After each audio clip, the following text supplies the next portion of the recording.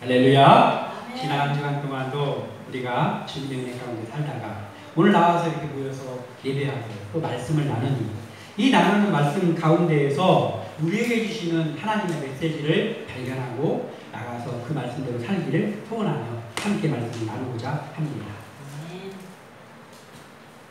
자, 우리가 어떤 세미나 같은 거 또는 뭐 수련회라든지 이런 거를 참여한 경험이 있잖아요. 세미나, 수련회 같은 거. 근데 거길 가면은 이제 거의 끝날 때쯤이나 요즘은 또 나중에 깜빡 잊을까봐 먼저 하고 시작하는 경우도 좀 있는데 그게 뭐냐면은 사진을 찍습니다. 단체 사진을 찍죠. 네? 단체 사진을 찍으면은 그 사진을 많은 사람들이 같이 거기서 찍는데 그 사진이 나왔을 때 요즘은 핸드폰으로 찍기 때문에 바로 볼 수 있잖아요. 그 사진이 나왔을 때 그 수련회나 또는 그 세미나를 주최한 사람들이 있잖아요. 주최측. 주최자나 주최측이 있습니다. 그러면 그 사람들이 사진을 딱 봤을 때는 잘 나온 사진이 어떤 사진일까요? 그 사람들이 볼 때는 이렇습니다. 주최측이니까 현수막이 잘 나와야 돼. 현수막의 날짜, 제목 이런 것들이 잘 나와 있습니다. 그러면 사진 잘 나왔네가 됩니다. 그 사람들한테는. 그러면 그 장소를 제공한 사람들은 어때요? 장소를 제공한 사람들에게는 일단은 그 장소가 화사하게 나와야 되고 뒤에 배경 같은 것들이 잘 나와야 됩니다. 그러면 사진 잘 나왔습니다 라고 합니다. 그런데 참석자들은 어때요? 참석자들은 다른 거 필요 없어요. 내가 잘 나와야 돼. 내가 잘 나오면 그 사진이 잘 나온 사진입니다.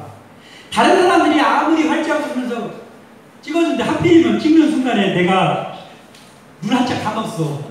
그러면 못 나온 사진이죠. 그러나 어쨌든 자기가 사진에 잘 나오면 그 사진 옆에 있는 사람이 뭐 어떻게 돼도 일단은 자기가 너무나 잘 나왔어요. 그러면은 이거는 사진이 굉장히 잘 나왔습니다가 되는 거예요. 기준이 다 달라요. 같은 사진을 찍었는데 왜 이렇게 잘 나온 사진의 기준이 다를까? 그건 뭐냐면 그 사람의 마음의 중심에 뭐가 있느냐에서 그 기준이 결정된다는 거죠. 사람은 어쩔 수 없이요. 기본적으로 그렇습니다. 세상의 중심이 자기입니다. 누구나 마찬가지입니다. 왜냐하면 내가 없으면 이 세상이 아무리 발전한들 소용이 있습니까? 내가 세상에 없으면 이 세상도 없는 거잖아요. 각자에게 봤을 때는. 그래서 사람은 기본적으로는 세상의 중심이 나입니다. 그렇지만은 내가 세상의 중심임에도 불구하고 이 세상은 같이 살아가는 세상이기 때문에 어울려서 살아가는 세상이기 때문에 우리가 사회성이라는 걸 갖잖아요. 사회성을 가지고 어울려서 내가 중심이라고 해도 다른 사람들도 살펴보면서 어울려서 살아가는 것이 이 세상입니다. 그런데 이러한 세상에서 살아가면서도 유독 자기중심적이고 그리고 자기만 괜찮으면 돼. 다른 사람이 고통을 당하든 어쨌든 나만 편하면 되는 그런 사람들이 있죠. 우리가 그 사람들을 일컬어서 이기주의자라고 합니다. 이기주의자. 이런 이기주의자들. 그리고 이기주의자보다 더한 사람들이 있는데 다른 사람을 이용해서 다른 사람들이 다 내가 즐거운 데에 희중 들어야 되는 그런 마음을 가지고 사는 사람들 바로 나르시시스트 이렇게 불려지는 사람들도 있습니다.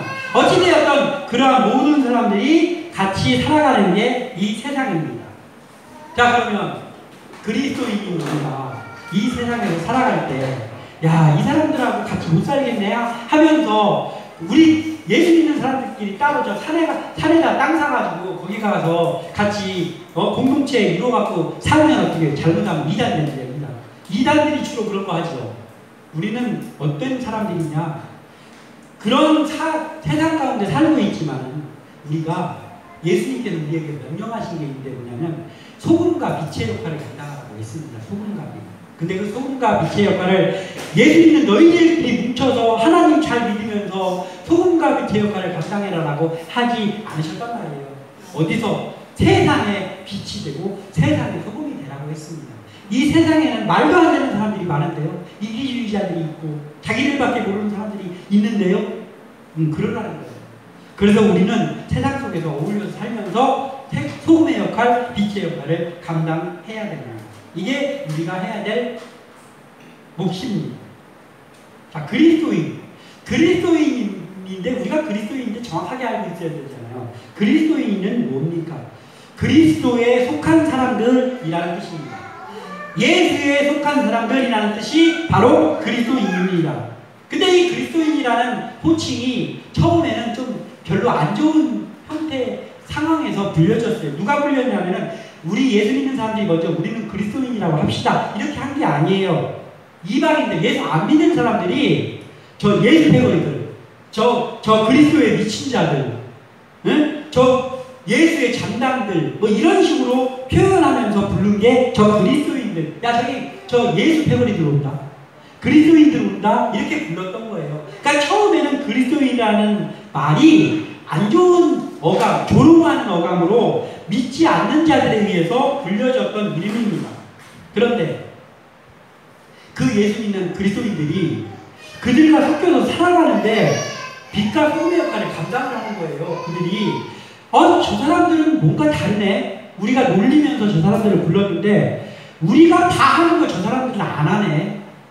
저 사람들은 손해보려고 하고 저 사람들은 우리하고 사는 모습이 좀 다르네. 같이 살고 있는데.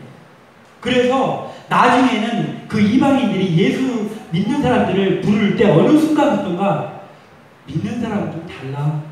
그리스도인들은 좀 뭔가 달라. 이렇게 바라보기 시작합니다. 그러다 보니까 예수 믿는 사람들이 야, 우리가 이거 놀림받으면서 그리스도인이라고 놀림받았었는데 이거 너무 좋은 말 아니냐? 그리스도인. 내가 예수에 속한 사람 아니야. 그리스도인 너무나 좋지 않아? 그러면서 우리 이제부터 우리끼리 부를 때도 우린 크리스천이라고 합시다. 해가지고 조롱으로 시작한 그리스도인이라는 말이 우리를 상징하는 우리의 호칭이 되었습니다. 오늘 우리의 마음속에 그리스도인의 마음을 가지고 그리스도의 마음을 가지고 살아가는 그리스도인 되기를 소원하는 마음 가지고 비록 예수님의 시대에 태어났진 않지만 그 전 훨씬 전에 태어난 사람 중에 그 마음의 중심에 자기가 아니라 하나님으로 가득 채워져서 그 하나님으로 채워진 마음 가지고 일평생을 살았던 한 사람을 소개하려고 합니다. 그 사람이 바로 요셉입니다. 오늘 본문에 나오는 이 요셉. 우리가 오늘의 말씀을 나누고 우리도 요셉과 같이 우리들의 중심이 나가 아니야. 그래서 내가 사진 잘 나와야 되고 이런 게 아니고 내 중심이 하나님으로 채워져서 정말 빛과 소금의 역할을 감당하고 사람을 살리는 역사를 나타내고 하나님의 영광을 나타내는 일을 감당했던 요셉을 살펴보면서 우리도 우리의 마음 중심에 하나님으로 채워지는 우리 모두 되시기를 소원합니다. 네. 오늘 요셉을 살펴보면서 첫 번째로 우리가 볼 것은 이거예요. 하나님이 우리 마음의 중심이 되면 그러면 그때 비로소 긍휼의 마음이 된다는 거예요. 긍휼이 뭐예요? 불쌍히 여기는 마음입니다. 긍휼이. 불쌍히 여기는. 자, 요셉이요. 남의 나라에 팔려갔어요. 17살의 나이에 노예로 팔려갔습니다. 부잣집 그 족장 야곱의 아들로 가장 사랑받는 11번째 아들로 살다가 하루아침에 노예가 됐습니다. 근데 그 노예로 팔린 게 인신매매한테 걸려가지고 잘못해가지고 팔려갔어도 얼마나 슬프겠어요. 그런데 요셉이 노예로 팔려간 것은 자기 친형들 10명에게 팔려가지고 노예로 팔려갔습니다. 애국으로 팔려갔습니다. 말하자면 이런 거예요. 요셉은요 트라우마 덩어리 아닙니까? 요셉이 트라우마가 있으려고 하면 요셉보다 더 트라우마가 있는 사람이 어디 또 있겠습니까?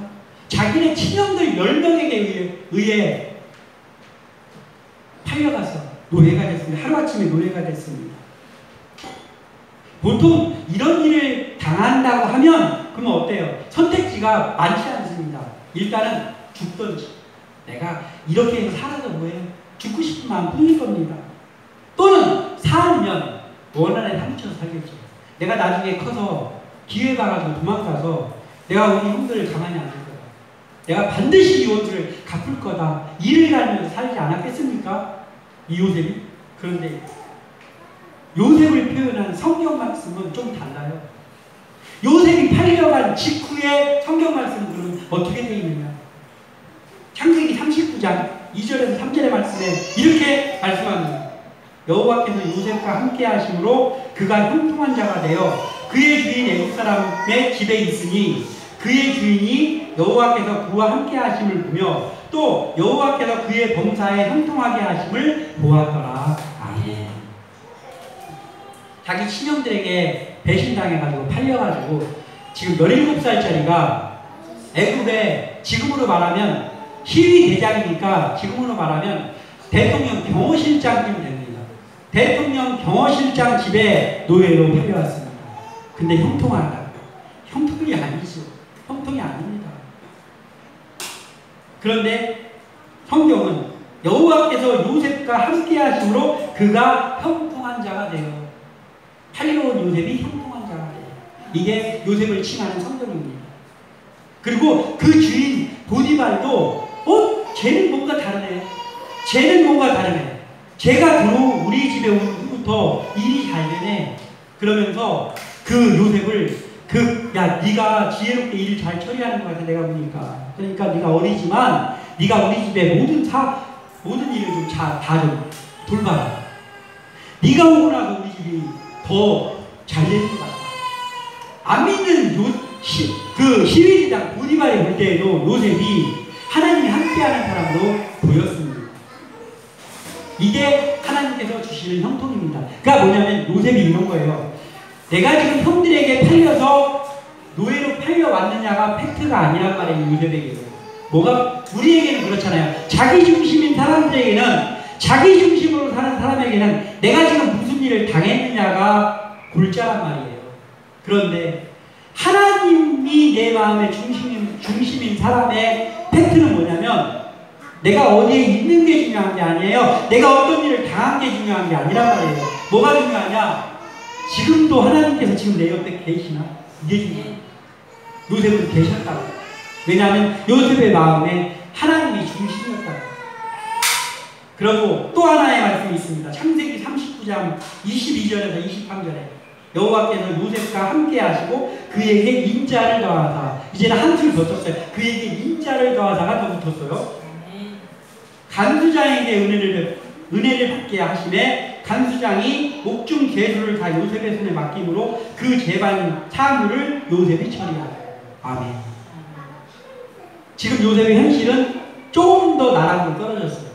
종살이에 갔는데 누명을 써가지고 감옥에 갔습니다. 한 단계 더 떨어졌어요. 현실은. 그런데 성경 말씀은 평등하게 한 건 아까하고 똑같고, 그리고 뭐라고요? 그에게 인자를 더하사. 하나님이 인자를 더했대. 하나님 요셉을 약 올리시니까 인자를 더했다고요.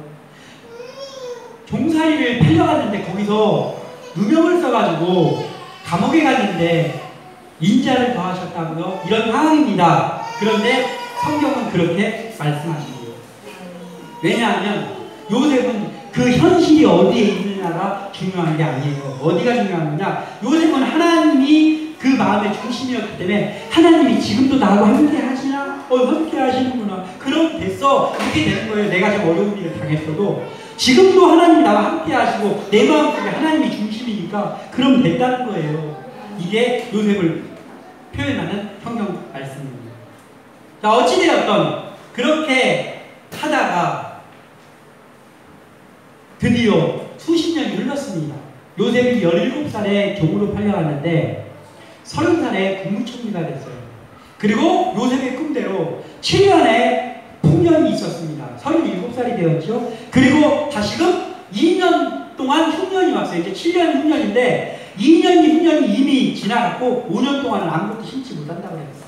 그러니까 요셉이 몇 살이 되었어요? 39살이 되었습니다. 17살에 팔려온 요셉이 39살에 국무총리의 신분이 되어서 22년이 흐른 뒤였습니다. 그런데 원수를 외나무 자리에서 오늘 만났습니다. 요셉의 형들이 우리 형들인데 형들이 요셉 앞에 엎드려가지고 저 우리 양식이 없어가지고 감옥 들어가지고 우리 굶어 죽을 것 같습니다. 우리는 다른 나라 사람이지만 국무총리 어른은 인자가 더하신 분이라고 하더라고요. 그러니까 우리에게도 좀 인자를 배워주시고 우리에게도 양식을 좀 팔아주세요. 부탁드립니다 하면서 요셉 앞에 형들 10명이 엎드려 있는 거예요. 그런데 하나님이 마음 중심에 있는 요셉은 어땠냐? 잘 살펴보면 형들이 요셉에게 처음 와서 저 우리 형들이구나를 아는 순간에 가슴이 쿵하면서 너희 이것들을 어떻게 찢어줄까? 이것들을 어떻게 말려줄까? 지발로 내 앞에 왔네. 하나님이 내가 원수 좀 갚으라고 나한테 보내는데 이 마음이 아니었어요. 요셉은 처음에 팔려갔을 때부터 원하는 사무친 마음이 원래부터 없었어요. 요셉은 17살에 비록 팔려갔지만 그때 어떤 마음을 가지고 있었냐면 그래도 하나님이 나와 함께 하시니까 하나님이 나를 인도하실 거야. 이 마음으로 종살이도 하고 감옥살이도 했어요. 그리고 국무총리가 되어서 팔려갔던 나라의 2인자가 되어 있는 지금도 요셉은 마찬가지예요.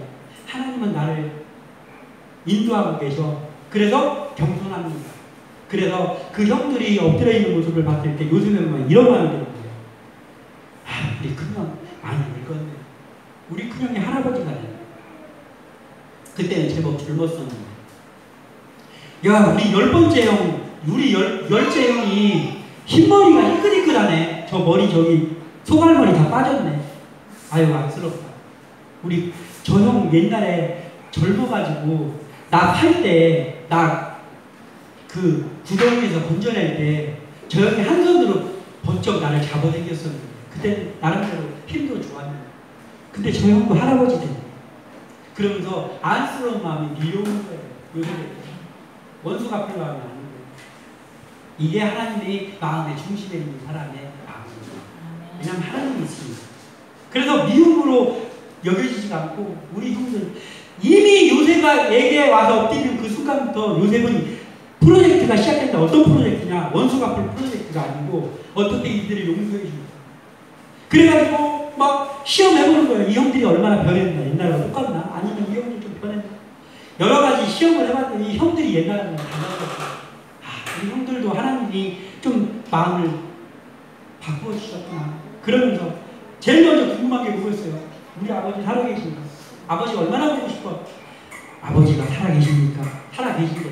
그러니까 아버지 살아계시니까 이제 듣고 그리고 형들 시험해봐가지고 이제 용서하는 이것이 바로 하나님이 중심에 계신 사람의 모습이다.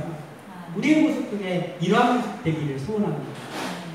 누가 나에게 해를 끼치거나 하면 저걸 어떻게 죽일까? 저걸 가만히 안 놔둘까를 생각하기 이전에 우리의 마음속에 관영 프로젝트가 먼저 생각나게 할 수 있는 그런 사람이 되려면 우리의 힘으로 안 되잖아요. 우리는 그게 안 되잖아요. 왜냐하면 우리 마음속에 내가 중심이니까 안 되잖아요. 그러니까 우리의 중심에서 나를 좀 빼내고 우리 중심에 하나님으로 채워지는 그러한 그리스도인다운 그리스도인들이 되시기를 소원합니다. 5절 상반절에 5절을 같이 읽어보겠습니다. 시작. 당신들이 나를 이곳에 팔았다고 해서 근심하지 마소서. 한탄하지 마소서. 하나님이 생명을 구원하시고 나를 당신들보다 먼저 보내셨나이다. 아멘. 이게 뭐예요? 요셉이 이 말을 보면 이게 있잖아요. 형들이 놀래가지고 우리 아버지가 살아계십니다. 3절에 물어보니까 형들이 이제 우린 죽었구나. 요셉이 살아있을 줄이야. 더군다나 국무총리라니. 우리는 이제 목숨 죽었구나. 하면서 말을 못해요. 벙어리가 됐어요. 가만히 있는 거예요. 벌벌 떨면서 가만히 있는 거예요. 형들의 그 모습을 보니까 늙어가지고 머리가 희끗희끗하지. 그러면서 떨고 있는 그 형들을 보니까 안쓰러워서 요셉이 위로하는 말이잖아요. 걱정하지 마세요. 저 그런 마음 없으니까 걱정하지 말고 아버지 살아계시니까 하나님 감사합니다. 이제 됐고 그리고 형들에게 위로하는 말이잖아요. 이게 어디서 위로하고 있잖아요. 원수를 외나무 다리에서 만났는데 원수를 위로하고 있어요. 형들 걱정하지 마세요. 나 팔았다고 걱정하지 마세요. 그거 다 하나님이 하신 일입니다. 이렇게 말하는 거예요. 왜 그 말이 가능해요? 요셉의 마음에는 하나님 중심에 하나님이 중심이니까 모든 되어진 일이 다 하나님 때문에 되어진 일이라고 생각이 되는 거예요. 어? 내가 뭘 잘못했 전쟁해 막 이러면서 안 믿는 사람들. 그런데 요셉은요, 하나님이 내 중심이기 때문에 모든 일이 되어지는 것이 하나님의 뜻 때문이란 말이에요. 그래서 하나님이 부르셨다는 거예요. 노예로 자기를 하나님이 부르셨다는 거예요. 우리의 마음의 중심에 무엇이 있습니까? 내가 있습니까? 아니면 사람이 있습니까? 아니면 하나님이 있습니까? 오늘 이 말씀을 들으시고 내 마음속에 이제는 이 내 마음속 중심에 하나님이 있는 우리 한 사람 한 사람 그래야 이 마음이 가능해요. 그게 안 되면, 그것부터 안 되면 어림도 없어요. 요셉 같은 마음이 아니야. 요셉이 뭐 성격이 좋아서요? 아니요. 어렸을 때 성격 별로 안 좋았던 것 같아요. 형들 막 가서 고자질하고 이런 거 보면 요셉이 성격이 좋다고 볼 수는 없습니다. 왜 가능합니까? 그 요셉이 항상 마음 중심에 하나님을 모시고 자기가 중심이 아니었던 삶을 살았기 때문에 이게 됐다고 합니다. 이런 마음이 우리에게 있기 소원합니다. 그리고 하나님이 우리의 마음 중심에 있으면 모든 일의 주관자가 하나님임을 고백하는 거예요. 인정하는 것을 너무 고백한단 말이에요. 방금 전에 5절에 하나님이 생명을 구원하시려고 자기를 먼저 애국으로 보냈다라고 말했습니다. 이거는 요셉에게는 그렇게 생각하고 있었던 거예요. 요셉이 그렇게 생각하고 있었어요. 내가 지금까지 살아온 여정을 돌아보니 이게 하나님이 하셨구나. 하나님이 모든 일을 계획하시고 이끌어 가셨구나. 라는 것을 요셉은 철저하게 인정하는 거예요. 요셉의 신앙이 바로 이런 신앙입니다. 사람이 중심이라고. 요셉이 마음속 중심에는 요셉도 자기가 중심이고 그리고 하나님도 믿고 그랬다면 이런 고백을 하죠. 자, 사람이 중심이라면 이 형들이 자기를 판 것뿐 아니라 하나님이 보낸 것도 알았어요. 근데 요셉은 하나님이 마음의 중심이었기 때문에 이렇게 고백하는 거예요. 자, 그래서 자기 중심으로 사는 요셉의 형들은 어떻게 됐어요? 자기 중심이었던 요셉의 형들은 가뭄이 드니까 가뭄이 들어가지고 이제 양식이 다 떨어지니까 어떻게 해요? 두려운 일을 만나요. 진짜 두려운 일이죠. 배고픈 거는 둘째치고 죽게 생겼어. 자기가 팔았던 요셉이 국무총리 최고로 힘 있는 사람이 돼가지고 자기 앞에 있단 말이에요. 그런데 하나님이 중심에 있는 요셉은 어땠어요? 가뭄인데 국무총리가 됐어요.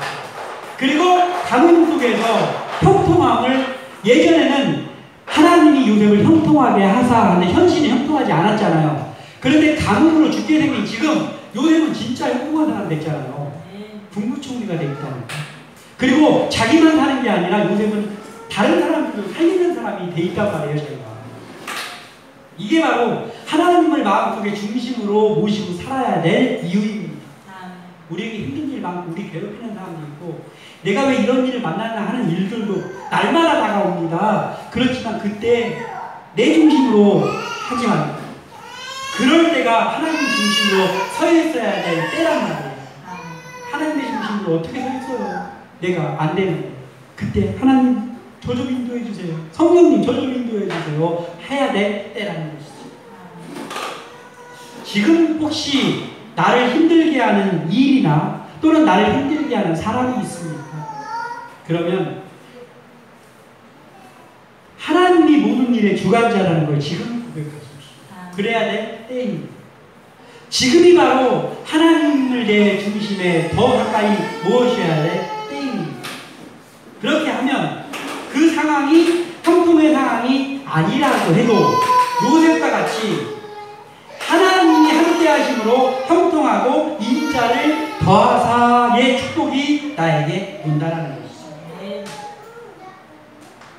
고린도전서 10장 13절에 사람이 감당할 시험 밖에는 너희가 당한 것이 없나니 오직 하나님을 믿고자 너희가 감당하지 못할 시험을 당함을 허락하지 아니하시고 시험 당할 즈음에 또한 피할 길을 내사 너희로 능히 감당하게 하시느니라. 아멘. 이렇게 하나님 앞에서 사는 사람이 하나님만 모시고 살면 우리에게도 시험이 다가와. 하나님만 모시고 살아도 우리에게 시험이 다가온다. 그렇지만 그 시험에 빠지지 않게 하신다는 말씀이에요. 네가 시험 당할 즈음에 내가 피할 길을 열어서 네가 그 시험으로 인해서 넘어지지 않게 하실 것이고 그리고 그 시험을 능히 감당하게도 내가 할 거야 라는 이게 주님의 약속입니다. 단 하나님을 중심에 모시고 사는 사람에게만 그렇게 되는 것이죠. 우리가 하나님을 중심에 모시는 그러한 삶을 살아가기를 소원합니다. 하나님이 모든 일의 주관자임을 고백하는 사람에게는 이런 형통함이 늘 함께 하심을 우리가 믿으시기 소원합니다. 요셉은 형제에 의해서 팔려서 당했던 모든 환난을 통과하는 동안에 너무나 힘들었겠지요. 요셉이 통사리에 갔는데 거기서 그 집 마님이 유혹해가지고 요셉은 잘생겼다. 나랑 바람 좀 한번 피워보자. 내가 너 책임져 줄게. 그때 요셉이 뭐라고 했냐면 요셉은 하나님을 중심에 모시고 있구나라는 것을 나타내주는 한마디가 있습니다.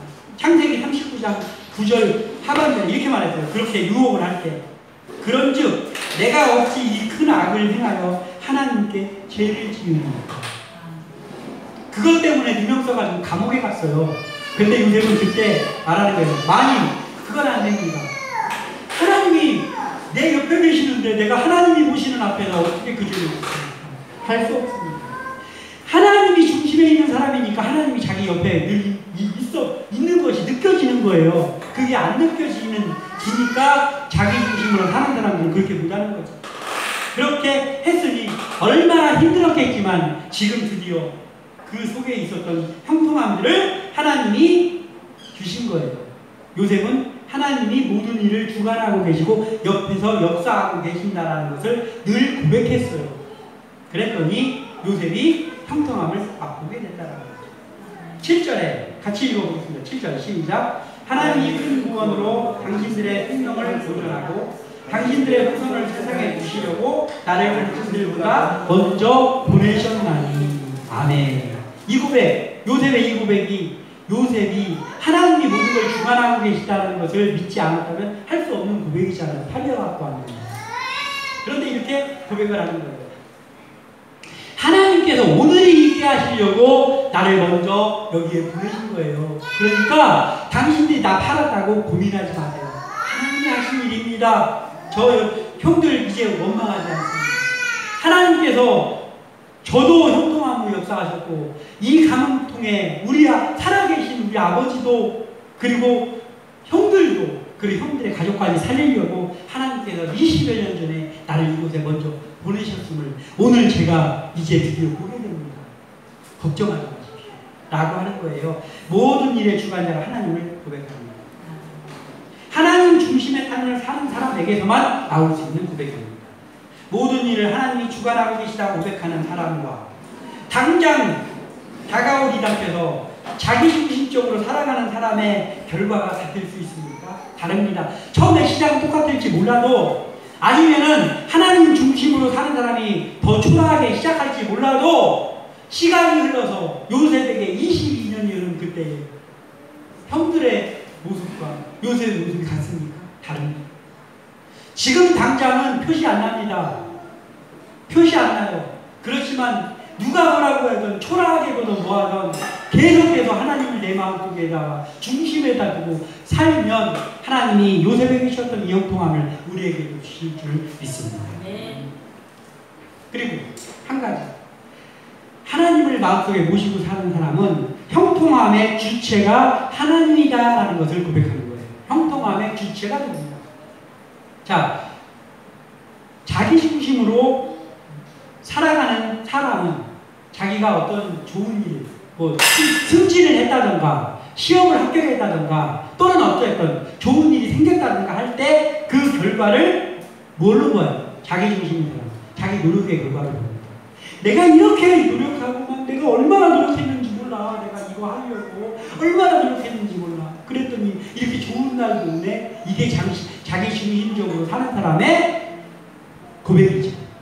그러면 사람 중심인 사람 중심인 사람은 어떠한 좋은 일이 있어요. 막 승진을 하고 막 사업이 성공하고 그게 됐을 때 어떻게 고백합니까? 인복의 인복. 내가 이것 때문에 내가 얼마나 사람들 찾아다니는 선물도 주고 내가 사람 인복 위해서 내가 사람들하고 연출도 만들고 내가 굉장히 노력했어. 그랬더니 그렇게 노력을 했더니 내가 이런 좋은 날을 보내. 이게 사람 중심인 사람의 고백입니다. 그럼 하나님 모든 일에 형통함이 왔어요? 그러면 제일 먼저 뭐라 할까요? 하나님 중심이다. 뭐 자랑할 전화할 시간 없어요. 처음부터 전화할 시간 없다고. 생각도 안 나. 전화해야 돼요. 자랑할 생각도 안 나요. 뭐부터 생각해요? 무릎부터 꿇습니다. 하나님 감사합니다. 이것부터 한다니까. 이게 하나님 중심인 사람의 고백입니다. 요셉이 이 고백을 했어요. 근데 대부분의 사람들은 어떻습니까? 심지어 예수 믿는 사람이라 할지라도 어떠한 형통함 같은 일들이 왔을 때 인복이 많았고 누가 나를 도와줘서 그랬고 내가 노력을 엄청나게 했고 이것부터 얘기한단 말이에요. 그래서 우리는 어떨 때 해야 됩니까? 그리스도인인 우리는 모든 일이 잘 될 때도 하나님 감사합니다가 나와야 되고 심지어는 어떠한 일이 지금 당장 안 됐을 때도 하나님 미리 감사합니다. 이 어려운 가운데서 나를 건져주세요. 라고 기도하는 그러한 형통함의 주체가 온전히 하나님이라는 걸 고백하는 우리들에게 부어랍니다. 국무총리가 된 일에 대해서 요셉이 오늘 국무총리가 된 일에 대해서 어떻게 고백하는지 보면 8절에 한번 읽어보겠습니다. 8절 시작. 그런즉 나를 일로 보낸 자는 당신들이 아니요 하나님이시라. 하나님이 나를 바로에게 아버지로 삼으시고 그 온 집에 주로 삼으시며 애굽 온 땅의 통치자로 삼으셨나이다. 아멘. 요셉의 고백 속에 자기가 노력했다는 흔적이 없습니다. 다 하나님이 하셨다는 거예요. 그리고 자기가 어려움 당했던 것도 형들이 한 게 아니고 사람이 한 게 아니고 하나님이 하셨다는 거예요. 이게 요셉입니다. 비범한 사람은 이게 비범한 사람입니다. 자, 요셉이 자기가 국무총리 되는데 자기의 노력이나 이런 것들을 강조하지 않습니다. 다 하나님이 하셨습니다. 인 거예요. 그러면서 요셉이 비범한 사람이라는 게 하나님을 중심에 모신 비범한 사람이라는 게 나타나는 한 가지 단어가 있습니다. 그게 뭐냐면 사무시고입니다. 사무시고 8절. 사무시고 라고 합니다. 우리는 어떻게 됩니까? 자, 내가 중심이거나 사람 중심인 사람이 이 8절을 각색해서 본다면 이렇게 하겠죠. 내가 이곳으로 왔고 오게 됐고 그리고 바로가 나를 아버지처럼 여겼고 내가 바로의 아버지처럼 됐고 그리고 내가 이 온 나라의 국무총리가 됐고가 되겠죠. 이 8절이 그렇게 되겠죠. 그런데 온통 마음 중심에 하나님을 모시고 있는 요셉은 어떻게 됐다고요? 사무시고입니다. 사무시고라는 건 뭐예요? 수동적인 단어잖아요. 사무시고. 뭐냐면 내가 노력했거나 내가 누구에 의해서 되어졌다는 말이 사무시고잖아요. 하나님이 나를 사무시고. 나를 사무시고입니다. 이게 바로 형통함의 주체가 하나님을 고백하는 요셉의 고백입니다. 이 고백이 우리에게서 나오기를 소원합니다. 우리를 형통하게 하시는 분은 오직 하나님이십니다. 믿어지십니까? 고난과 어려움 속에서도 모든 일의 주관자가 하나님임을 고백하는 믿음을 포기하지 않고 힘들 때는 포기하고 싶을 때도 있잖아요.